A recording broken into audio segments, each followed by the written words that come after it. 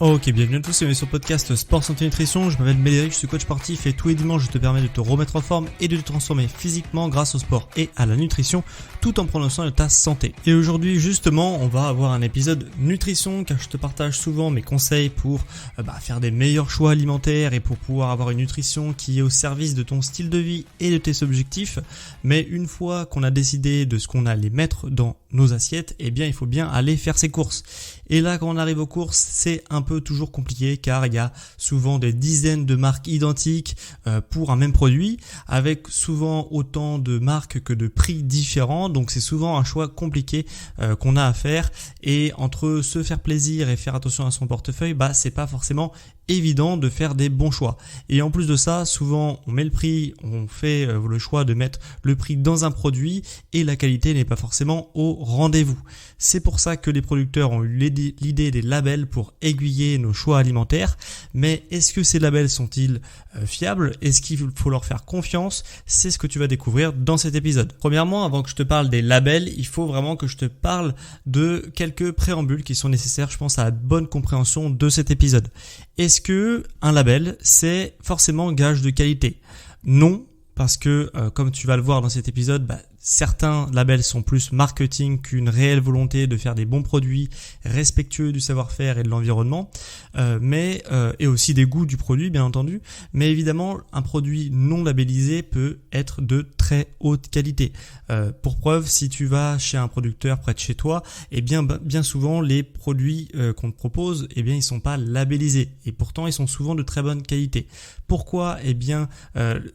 Les producteurs ne font le choix de ne pas labelliser leurs produits, parce que ça coûte hyper cher de faire labelliser un produit. Surtout quand le label est très connu, surtout quand le label est influent et d'État.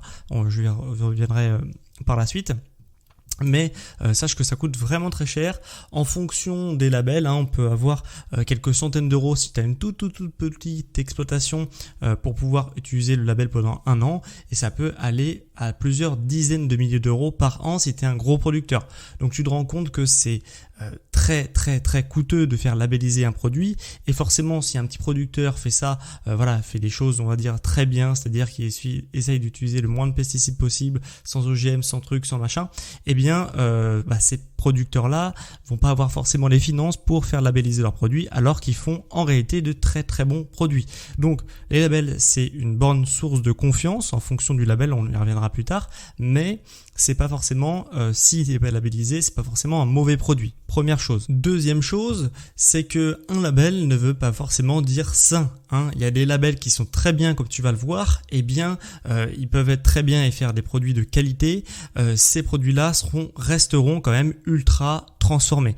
Il faut pas du tout faire l'amalgame entre le plaisir gustatif que tu peux avoir sur certains produits, puisqu'ils sont bons, parce qu'ils sont vraiment faits avec cœur, etc., et des produits qui sont sains. On peut avoir un produit qui est très bon, mais qui est ultra transformé et qui est aussi labellisé, et des produits qui sont sains, qui sont pas forcément labellisés, mais qui peuvent l'être parfois, et qui sont bons pour la santé. Voilà, c'est bien important de faire la différence, puisque tu trouveras par exemple plein de labels de très haute qualité pour tout ce qui est fromage, charcuterie, d'exception, etc. Sauf que en fait, le fromage et la charcuterie, je t'apprends rien.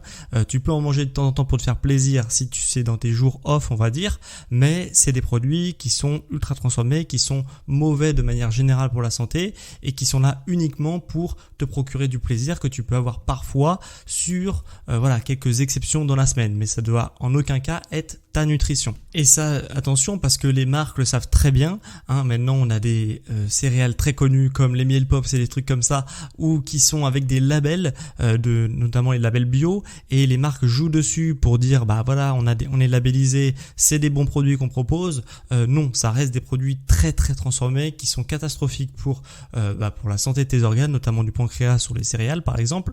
Donc il faut vraiment faire attention. On peut en manger de temps en temps si c'est vraiment notre plaisir, vraiment de façon exceptionnelle, mais en tous les cas un label ne peut pas dire que c'est sain. Ce qui est sain, c'est de faire des bons choix alimentaires, de s'alimenter avec une nutrition qui est saine et équilibré. Et si possible, sur les produits que tu vas prendre qui vont être sains et équilibrés, eh bien tu vas rajouter un label dessus pour vraiment avoir un maximum de micronutriments et aussi de plaisir gustatif quand tu vas manger tes aliments.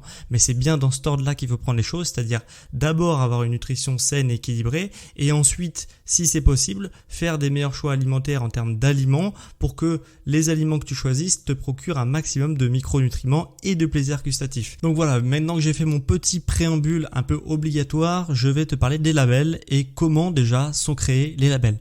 Il faut savoir que les labels, c'est quelque chose d'assez contrôlé et les labels de qualité sont agréés par le gouvernement français. Ça veut dire que ils dépendent du ministère de l'Agriculture. C'est le ministère de l'Agriculture qui justement établit un cahier des charges et va mettre à disposition aussi certaines personnes pour contrôler les producteurs qui sont soumis à ce label-là. Donc c'est quelque chose qui est relativement bien puisque les labels les plus connus sont vraiment agréés par l'État. Il y a d'autres qui sont pas agréés par l'État mais qui sont très peu visibles on va dire dans tes rayons de supermarché. Généralement, en connaissant 3, 4, 5 labels, tu vas pouvoir vraiment donner une bonne idée d'ensemble de énormément de produits que tu peux retrouver dans le supermarché, puisque c'est de ça dont on parle aujourd'hui. C'est surtout au supermarché. Quand tu vas au marché, etc., c'est différent. Les produits ne sont pas forcément labellisés, puisque en fait, il y a peu de concurrence. Les labels servent justement à dégrossir un peu la concurrence pour faire ressortir les produits qui valent la peine d'être consommés. Donc voilà, les labels, c'est quand même quelque chose de sérieux, comme je t'ai dit. Ça garantit des contrôles fréquents et c'est pas rare de voir un produit qui est délabellisé s'il ne remplit pas le cahier des charges soumis par le ministère de l'Agriculture français. Donc on va commencer tout de suite par les labels qui sont fiables, les labels dont tu peux te fier, pas forcément aveuglément, mais en tous les cas qui ont une bonne crédibilité. J'en ai repéré 3 qui sont relativement fiables. Tu vas voir qu'il y en a quand même pas mal qui sont pas fiables, mais on y reviendra après. Dans les labels fiables, on a le label rouge, très connu, qui est lui pour tout ce qui est viande et poisson, charcuterie, etc. Le label rouge, c'est un label en écriture rouge, tu vois forcément ce que c'est. Et qu'est-ce qui va contrôler ce label-là ? Il va principalement contrôler la production et le goût.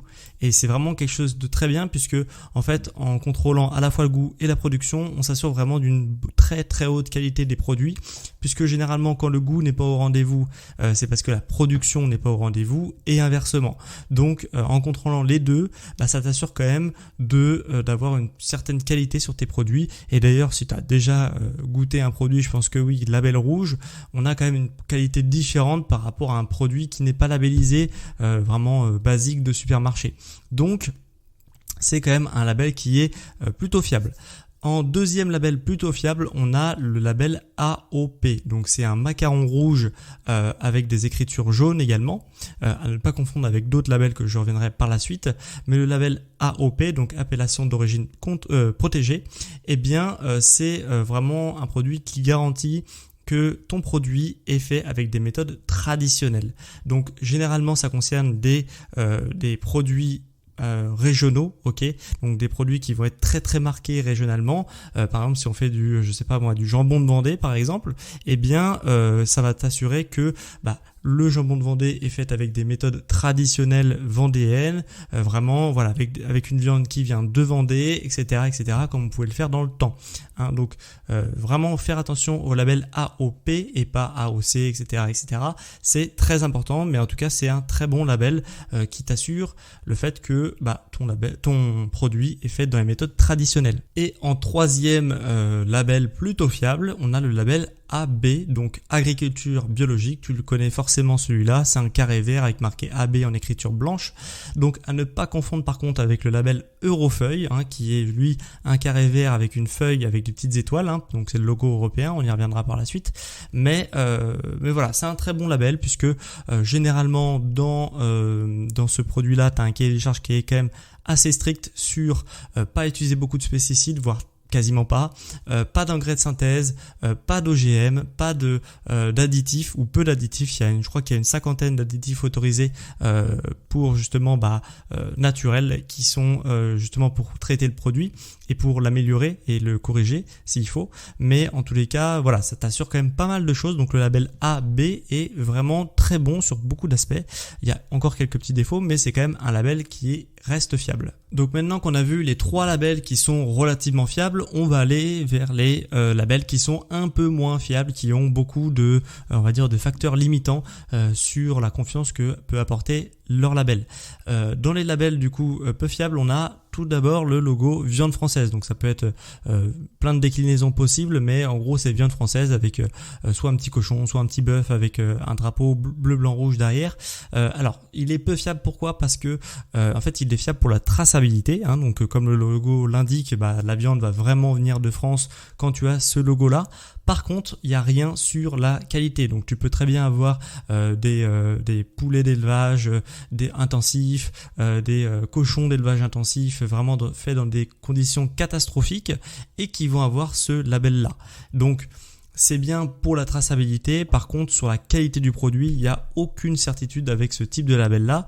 Donc voilà, il dit ce qu'il veut dire, hein, ce produit, ce label, c'est-à-dire viande française, ta viande sera bien de France, ça tu peux en être sûr. Pour le reste, c'est un peu moins sûr. En deuxième et troisième label un peu moins fiable, on a 2 labels que j'ai regroupés, c'est l'IGP et l'AOC. Donc pour l'IGP qui veut dire indication géographique protégée, hein, qui a un macaron bleu à ne pas confondre avec l'AOP, hein, qui a le même macaron mais en rouge et forcément les écritures aussi qui sont différentes. Et on a aussi l'AOC, comme je t'ai dit, appellation d'origine contrôlé, qui n'est pas non plus à comprendre avec l'AOP, hein, c'est un peu compliqué. Là pour le coup le logo ne ressemble pas du tout, mais il faut bien se fier à ce que je t'ai dit au début. AOP c'est vraiment le mieux et le reste c'est un peu moins fiable. Pourquoi c'est un peu moins fiable ? Parce qu'en fait ils garantissent rien sur la qualité des produits.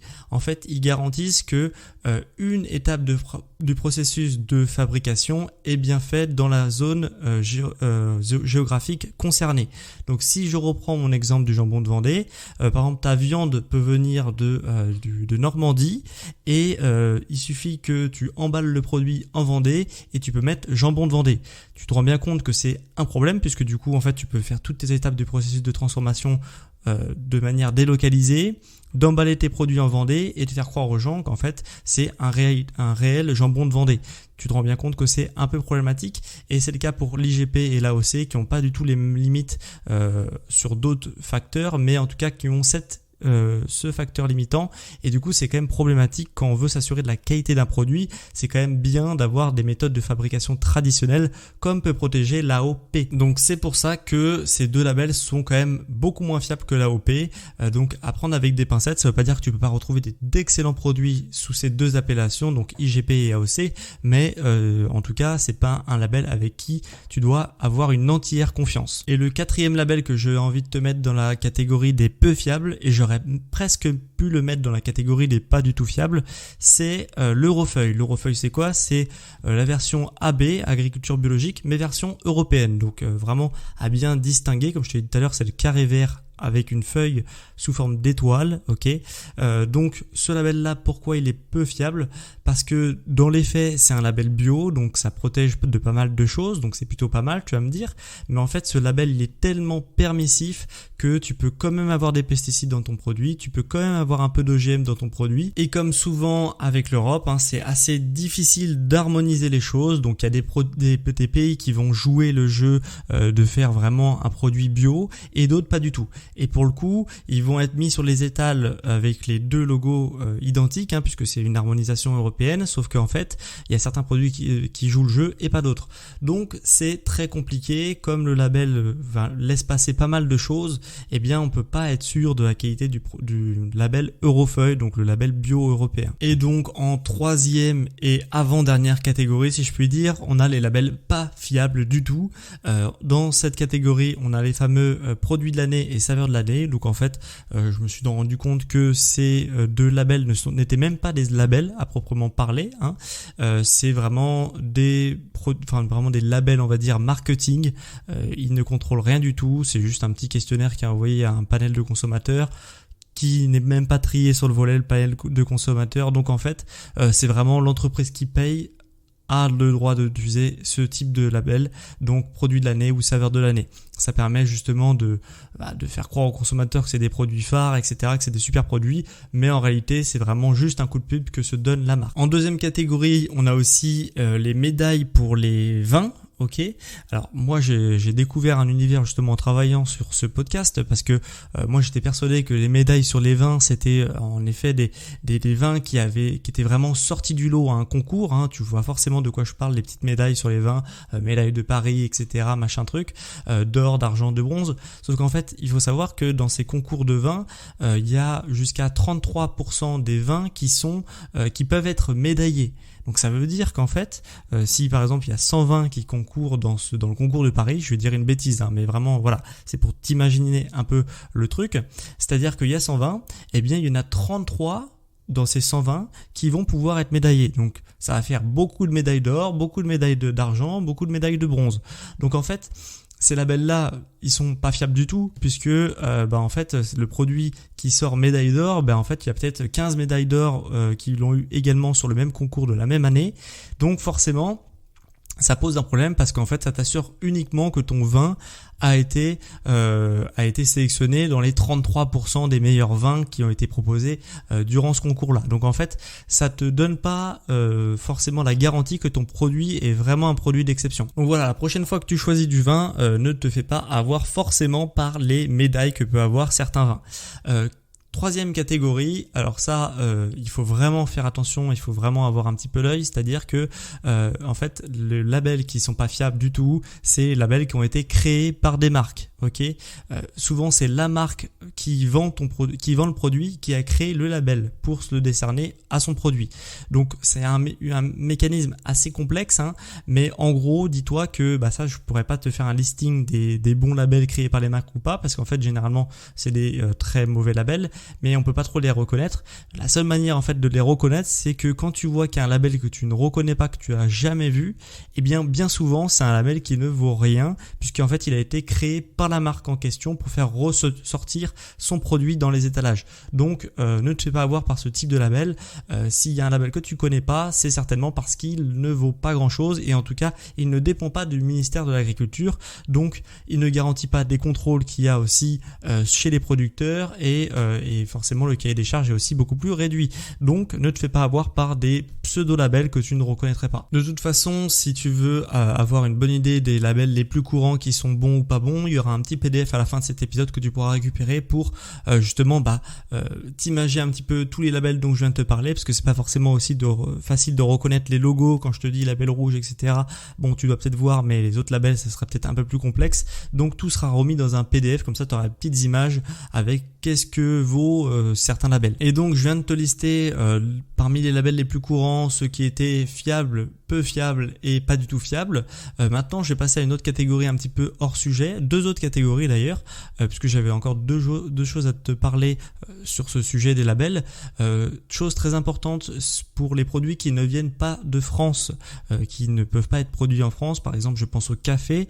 Il y a un label qui est assez important à avoir sur tes produits, c'est le label Max Havelaar. Donc en fait, si je reprends l'exemple du café, eh bien ce label-là va permettre de confirmer que le producteur qui a produit ton café que tu vas boire va être rémunéré à hauteur de sa force de travail, on va dire, parce qu'en fait il va recevoir un pourcentage du prix de vente de ton produit directement dans sa poche, ce qui est très très bien, puisqu'en fait généralement si en fait il n'y a pas ce type de label, tu te doutes bien que le café qui vient par exemple du Pérou, eh bien c'est un pays qui a un niveau de développement beaucoup plus faible que le nôtre, donc en fait le producteur va vendre son café au coût de la vie du Pérou, et du coup celui qui exporte ce café va se faire une marge énorme au détriment du producteur. Donc ce label Max Havelaar, il va permettre justement premièrement, il va acheter le café, ok, mais en plus, quand il va être vendu, il va récupérer une partie de la vente de son produit. Donc, si le café se vend très cher en Europe, par exemple, il va récupérer une petite partie de ce prix de vente pour directement aller dans sa poche. Donc c'est très bien, ça permet vraiment à des producteurs de sortir la tête de l'eau et pas se faire exploiter totalement sur des produits qui sont très peu chers chez eux et très chers chez nous. Et dernière petite chose dont j'avais envie de te parler aujourd'hui, c'est que il y a maintenant Carrefour qui lance quelque chose que je trouve très bien et que j'aurais aimé justement encourager l'initiative. C'est pas du tout un épisode sponsorisé par Carrefour, mais en tout cas, en fait, ce qu'ils ont mis maintenant Carrefour, c'est que ils ont mis un QR code sur certaines choses comme la viande, où justement on peut retracer directement le produit en question. En fait, ça va nous permettre de savoir si tu flashes ce QR code sur ta viande, ça va permettre de savoir quand le poulet par exemple est né, quand on parle d'un poulet, donc ce qu'il a mangé, combien de mètres carrés il a eu pour vivre ce poulet. Donc je trouve que c'est une super initiative puisque toi ça te permet vraiment de retracer le produit et de pas te faire avoir justement par les labels et justement de vraiment savoir exactement ce que tu as dans ton assiette. Donc voilà, c'est une super initiative que j'aimerais encourager. En tous les cas, voilà, si tu vois un flash code sur une viande, essaye de flasher et tu vas voir que bien souvent, si tu vas chez Carrefour, tu as justement la retraçabilité et la vie complète du poulet avant qu'il vienne dans ton assiette. Donc voilà, je pense qu'on a fait le tour.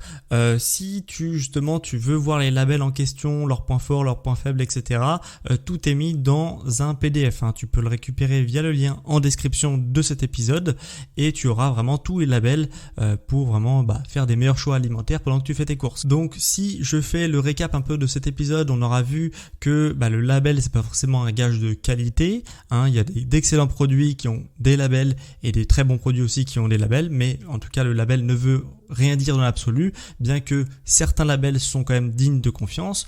On aura vu aussi que label ne veut pas dire sain. Beaucoup de produits labellisés sont des produits ultra transformés, à prendre vraiment de façon très occasionnelle, mais qu'on peut prendre désormais vraiment pour se faire plaisir et vraiment certains jours de manière occasionnelle, donc on va dire une fois ou deux par semaine.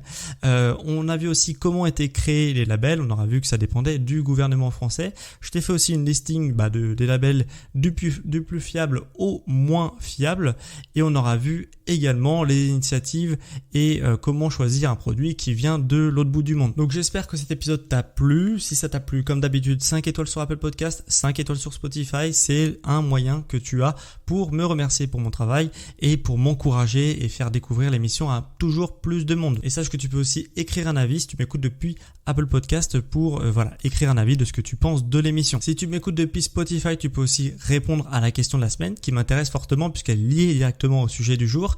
Est-ce que toi, tu te fies au label quand tu fais tes courses? Voilà, réponds à cette question dans l'onglet adéquat chez Spotify. Ça m'intéresse réellement. Et si tu veux justement permettre à cette émission de vivre et me permettre moi personnellement de vivre de ma passion, donc de créer des podcasts, je t'encourage vivement à faire un don. Même d'1 € si tu en as les moyens, ça aide vraiment énormément et par justement votre générosité collective, peut-être qu'un jour je pourrais vivre de mes créations audio que tu écoutes gratuitement sur les plateformes d'écoute. Donc vraiment merci à ceux qui effectuent des dons. On a récemment donc Romain, Maxou et Morizo qui m'ont effectué des dons sur la plateforme Tipeee que tu peux retrouver en description comme d'habitude. Donc merci vraiment à vous d'avoir fait des dons le mois dernier, c'est vraiment énorme. Et j'ai vraiment pas les mots tellement c'est généreux de votre part. Donc merci à vous et merci à ceux qui le feront peut-être cette semaine, qui passeront le cap de peut-être donner 1 € au podcast ou même plus si tu en as les moyens. Et dernière chose avant qu'on se quitte, si tu veux vraiment avoir une méthodologie efficace pour tes entraînements afin de parvenir rapidement à tes objectifs ou que tu souhaites te challenger avec des séances variées et adaptées à ton niveau, c'est peut-être le moment de te lancer et prendre rendez-vous avec moi en coaching privé à distance. Voilà, donc si ça t'intéresse ce type de coaching et d'accompagnement personnalisé au quotidien, je te laisse aussi fouiner en description. Comme d'habitude, tu as un petit lien qui te peut te rediriger vers tout ce que je fais sur internet, dont mes offres d'accompagnement. Donc si ça t'intéresse et que tu es curieux, tu peux aussi aller voir ce que je propose en termes d'offres de coaching à distance, nutritionnel et sportif. Et de toute façon, tu peux retrouver aussi tout ce que je fais sur internet directement depuis mon site sportsanténutrition.com où tu auras les PDF, les dons, les coachings, les émissions, etc., etc. En tous les cas, c'était quand même un plaisir de te faire ce podcast sur les labels. Les labels alimentaires sont-ils fiables? Et quant à moi, on se retrouve dimanche prochain à midi pour un prochain épisode sur Sport Santé Nutrition. Ciao les sportifs intelligents!